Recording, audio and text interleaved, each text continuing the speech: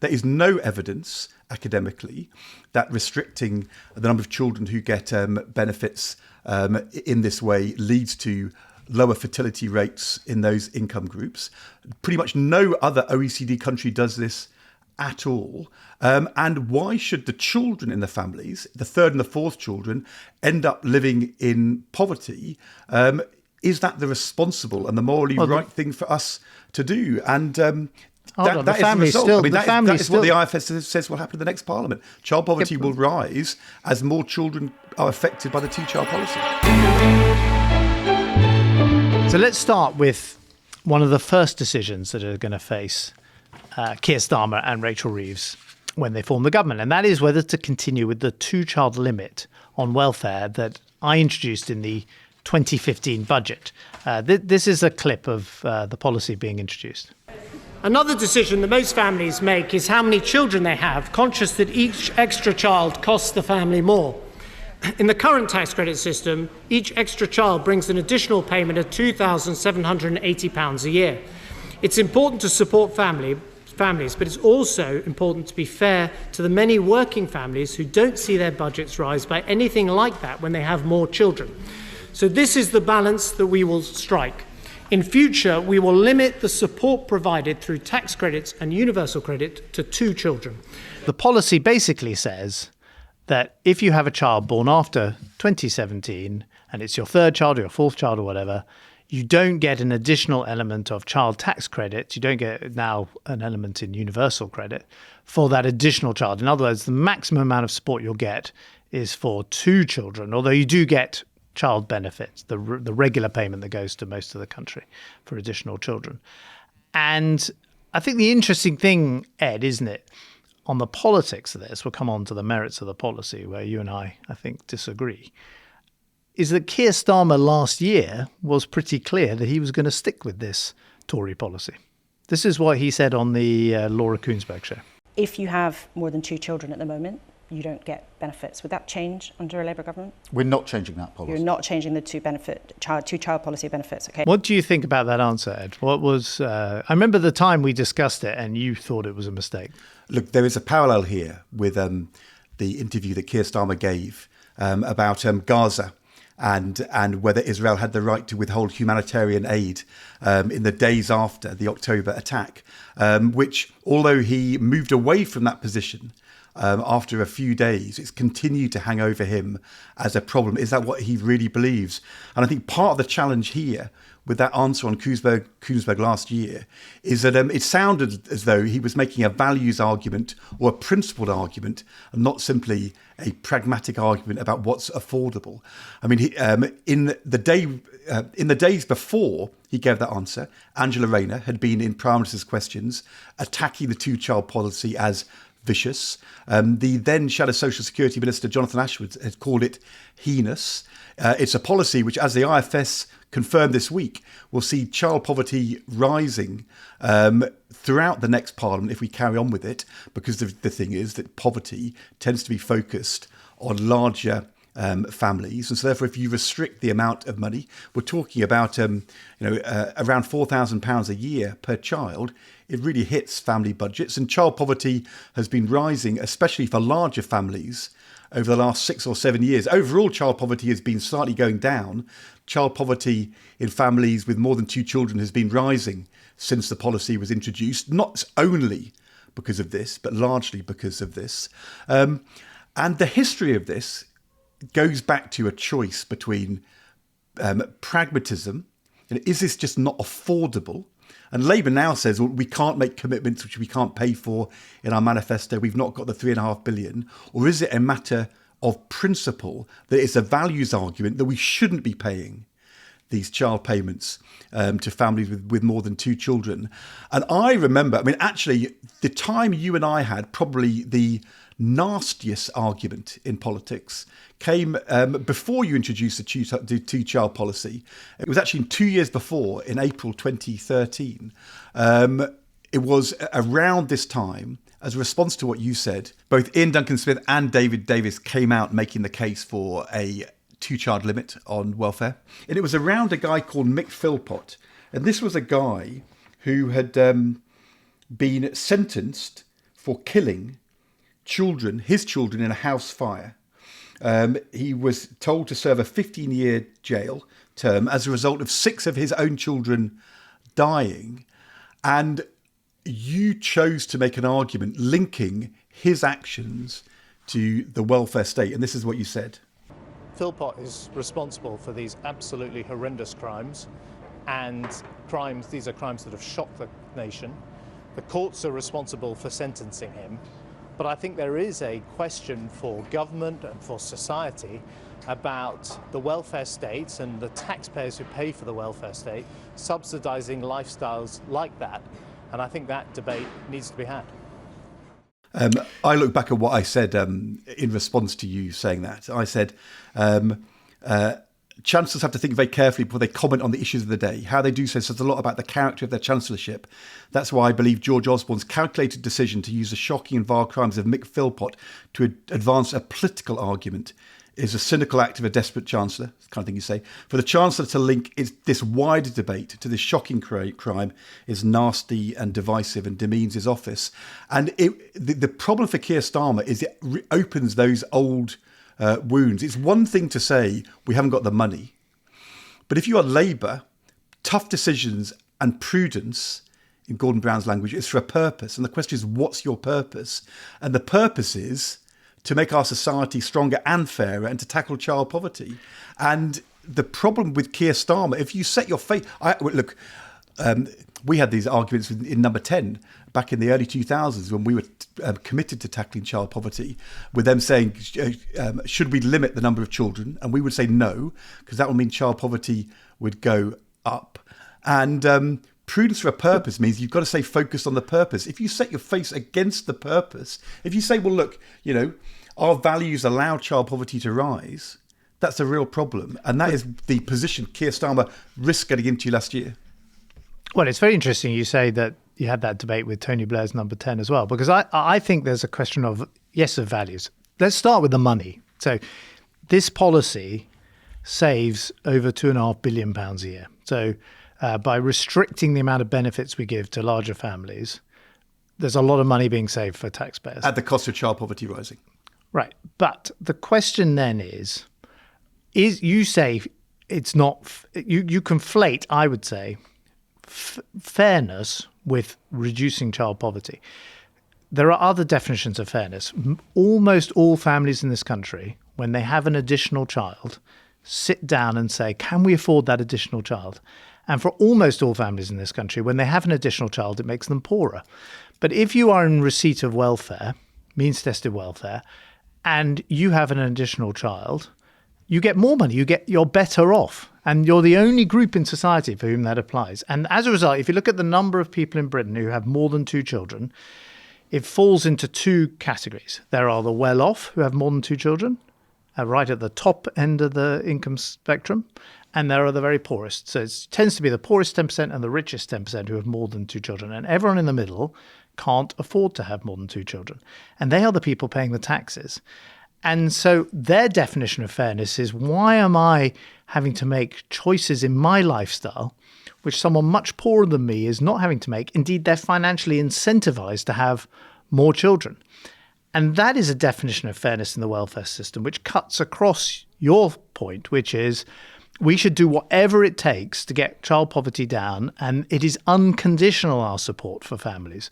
You can have as many children as you like, and if you manage to have the most children of anyone in the country, you will have the largest welfare bill of anyone in the country as well. But the idea that the welfare state should be unconditional is clearly wrong. The biggest row we had in the run-up to the 97 election was saying in our New Deal for young people, there'd be no fifth option, getting benefits and not accepting work. And being tough about conditionality around work in the welfare system is the right thing to do. But the majority... Although there's been a big row when we've tried to introduce tougher conditions on seeking jobs over the last few years. I remember that was quite a fierce debate when we were in government. And there was a big row when Labour did the same things in government as well. And in order to make the welfare state and the welfare system politically sustainable, you have to show that it is not unconditional. So I agree about that. On the other hand, there is no evidence, academically that restricting the number of children who get benefits in this way leads to lower fertility rates in those income groups. Pretty much no other OECD country does this at all. And why should the children in the families, the third and the fourth children, end up living in poverty? Is that the responsible and the morally right thing for us to do? And that is the result. That is what the IFS says will happen in the next parliament. Child poverty will rise as more children are affected by the two-child policy. Hold on, the family is still getting almost £8,000 a year for the first two children, plus the child benefit that they get every week for the additional children, which is more than £16. And I want to know what you would say to a middle-class family or lower middle-class family, right, who they say, you know what, they've sat down, we'd love to have more children, we've got a couple of children, we just can't afford it. We can't afford to have that third child, we can't afford to have that fourth child. And they're paying taxes, and then someone who is poorer than them, who decides to have that third child or that fourth child, gets additional money from the taxes they're paying. I mean, where's the fairness for that couple? Well, I would say that we have a welfare state which supports everybody. So we give child benefit to everybody. We don't quite do that now because you restricted it. We have a basic pension which goes... Restricted it from the very wealthiest. Exactly. And we have a basic pension which goes to everybody. But then we also make sure that people who are on the lowest incomes don't live in poverty, which is why we do more to help the poorest pensioners and we do more to help the poorest families, but it's conditional. So we don't say we just hand you out the money. We expect parents, including lone parents, to be looking for work. The majority of these parents are working who are receiving tax credits. So say you had 10 children, you'd be getting 40 grand a year. Yeah, and the thing which I was offended by is you suggesting that Mick Philpott, that somehow the guy who killed his kids had been incentivized to have all of these kids because he was trying to play the welfare system, and that was what led to this moral decay. And that is the thing where I just sort of think to myself, do you think it's not the case most people are getting tax credits are scrounging and sitting behind the curtains while others go to work. These are working people doing their best. But if you've got 3 kids, I think we should do more to help you. But if you look at when Labour was kicked out of office in 2010, a lot of people would now say, well, that was because of the financial crash and it was because Gordon Brown was not very user-friendly. But there was also a strong feeling at the time that the welfare state had become far too generous. At the time, 9 out of 10 families in the country were in receipt of means-tested benefit. 90% of the country. The welfare state had ballooned. There was widespread concern about the culture it had created. There were all sorts of shows which maybe exaggerated things like Benefit Street, but it was definitely part of the narrative of the country that actually we'd let the welfare state rip. And as the Conservative opposition at the time and then the government in the coalition, we were able to play into a widespread feeling that the welfare state had become far too generous. There's a debate right now, which, by the way, is about to face Keir Starmer and Rachel Reeves, which is we've become far too generous on sickness benefits, but not generous in terms of necessarily the amount we pay, but to the millions of people who receive it, and millions more, by the way, since COVID. There's a whole bunch of people. It's gone up dramatically in the last couple of years, and at some point you've got to have some tough love, and all of that work done. Remember, the Bill Clinton administration, all the Tony Blair and Frank Field language about tough love and a welfare system that pushed people to work and treated everyone fairly and treated taxpayers fairly. I think in 2010 it's a mistake for Labour to think everything was hunky-dory and the country was very happy with the state of the welfare system.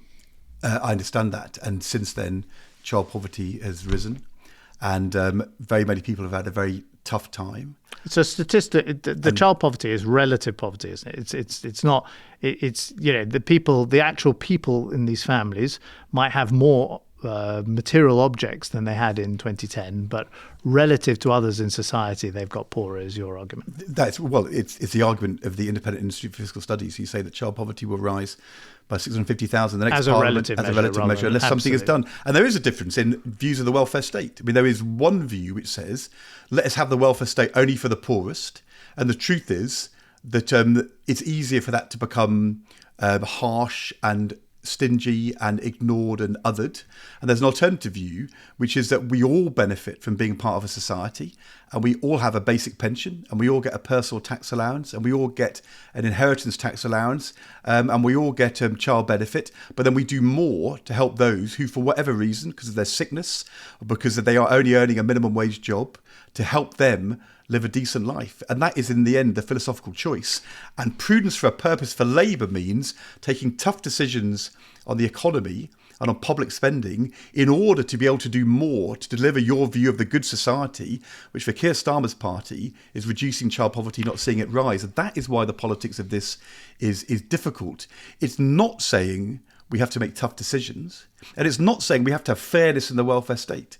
But if the fairness is we turn a blind eye to rising child poverty, most Labour people will say, well, that's not fair.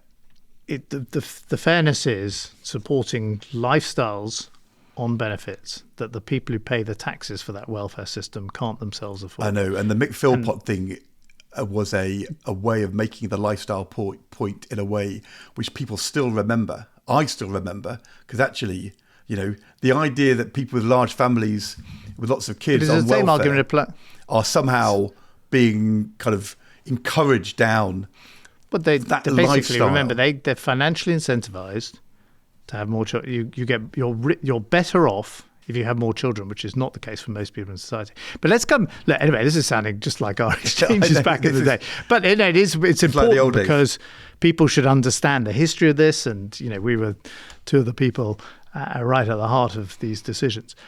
So now let's come to the challenge that Labour faces. So we played earlier the Keir Starmer saying absolutely he's going to stick with this the 2-child limit, and that's partly for financial reasons. He's got to find at least £2.5 billion to reverse it when there are all these other calls on the money in a tight situation, the NHS and so on, and yet now he's under a lot of pressure as the prospect of a Labour government looms to go back on what he said on Koonsberg. That's right, isn't it? That's right, and it's I mean, there is an unusual coalition now pressurising him to shift. Of course, you've got Gordon Brown saying, as the architect of tax credits, that this is the wrong direction for Labour to go, and the Archbishop of Canterbury agreeing. You've also got Suella Braverman saying that we should lift the 2-child limit.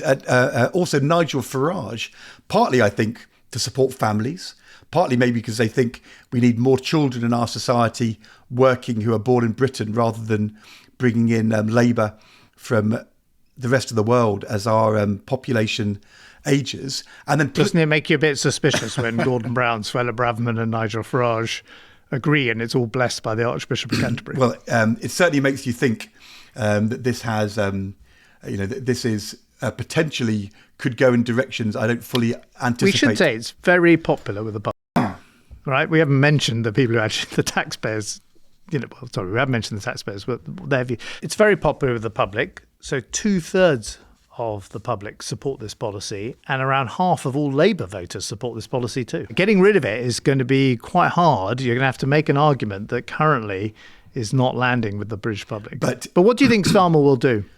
So this is a problem right now in the election, because it is putting some candidates under pressure from the left, from the Greens, but particularly in Scotland. This is an issue which the SNP have used to beat Labour in Scotland consistently over the last years. I think it was actually the SNP leader, Stephen Flynn, who attacked Keir Starmer on this last autumn after his Koonsberg interview. Although I think the SNP have not really doubled down on this in this election campaign. They're more inclined to say Labour and the Tories, they just want to go back to austerity, cut spending. What you know, though, is if Labour wins and has a majority, whether the majority is big or small, from Scotland, from Labour MPs, from kind of external pressure. We've talked about how the Middle East politics will put pressure on a Starmer leadership in foreign policy. This issue will be a running problem for a Labour Treasury in government. And I think just to, if growth delivers revenue, if it does, and there is a choice about priorities, I think it'll be very hard for Keir Starmer and Rachel Reeves to say this is not a priority at all. Do you think it'll be in the first budget getting rid of it? I'd be surprised if it's in the first budget, although we talked about the betrayal narrative a week or so ago and the pressure we were on lone parent benefits in the summer of 1997. I mean, it will come quickly. And of course, the challenge is... The problem is going to be unwinding it, because you're going to have to say, as a result of this budget, this family is suddenly going to get, let's say the family has 4 children or 5 children, this family is suddenly going to get £8,000 more a year extra or £12,000 more a year extra. And then the BBC is going to, the broadcaster is going to run and find these families. And that's going to be the story of a budget. And they're going to be a whole load of Middle England people saying, hold on, I thought Starmer was speaking for my values, and I'm suddenly having to pay more taxes, and we had to make that decision not to have any more children. Look what the hell's happening. But it will also not easy to unwind, because you get this cliff edge effect. You suddenly have to pay all this additional welfare to the families who've had children since 2017. But it will also be a running sore at every budget and spending review if action has not been taken to tackle child poverty. And the counterpart to the kind of things Labour will need to talk about in terms of making tough decisions to get people back into work from incapacity, the counterpart to that will be needing to show they're taking action on child poverty. My instinct is they won't just reverse the policy, but they'll look at changing the numbers. That they will think about whether they can afford to raise the limit in the first instance from, say, 2 children to 3 children, and link that to conditionality around work in the welfare state and around incapacity. I would be surprised if there's some big lurching shift back, as you say, to the status quo ante, because it's over £3 billion a year. But if they do nothing, I think the pressure will grow and grow.